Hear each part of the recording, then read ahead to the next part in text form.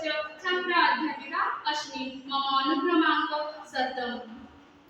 इदानीं मम विषय अस्ति शैक्षिकविकासे शारीरिकशिक्षायाः योगदानं। प्रथमतः शारीरिकशिक्षायाः अर्थः किं? शारीरिकशिक्षायाः व्यापक अर्थः शारीरिक-मानसिकविकासेन श्रेष्ठ नागरिकनिर्माणम्।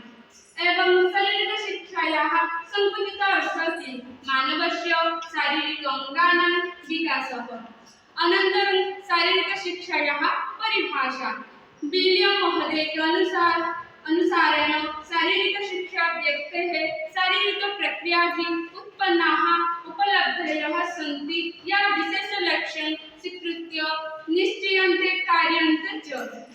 अनन्तरं शारीरिकशिक्षायाः उद्देश्यानि। शारीरिकशिक्षायाः काचित् उद्देश्यप्रक्रिया वर्तते। जीवने प्रत्येकं कार्यस्य उद्देश्य आवश्यकं भवति। उद्देश्यहीनकार्यं कदापि साफल्यं नैव लभते। अतः शारीरिकशिक्षायाः विकासे अपि उद्देश्यानि भवन्ति, यथा शारीरिकविकासस्य परिगमनं, पूर्णव्यक्तित्वविकासः, मानसिकचिन्तायाः समापनं, बहुमुखिज्ञानस्य बुद्धिः, नागरिकतायाः भावनावर्धनम्। अनन्तरं शैक्षिकविकासे शारीरिकशिक्षायाः योगदानं।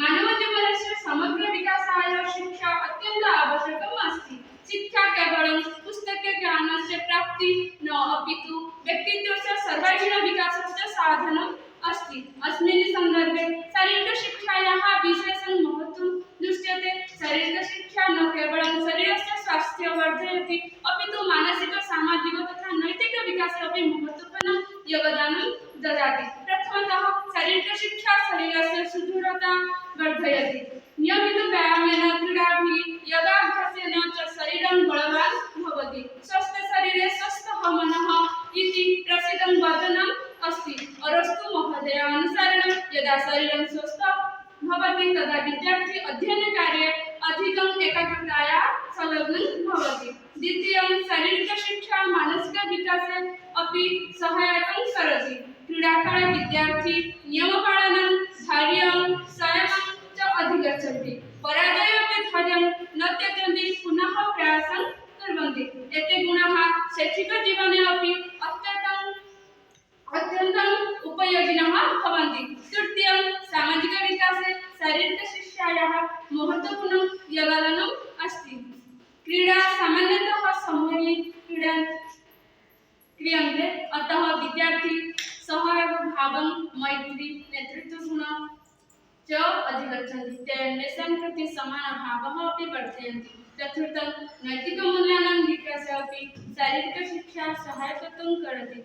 क्रीडायां नियमपालनं, सत्यनिष्ठा, अनुशासनं च आवश्यकम् अस्ति। एते गुणाः विद्यार्थिनां शासनं च आवश्यकम् अस्ति। एते गुणाः विद्यार्थिनां चरित्रनिर्माणे अत्यन्तम् उपयोगिनं भवति। अतः वयं वक्तुं शक्नुमः यत् शारीरिकशिक्षा शैक्षिकविकासस्य अविभाज्य अङ्गम् अस्ति। धन्यवादः।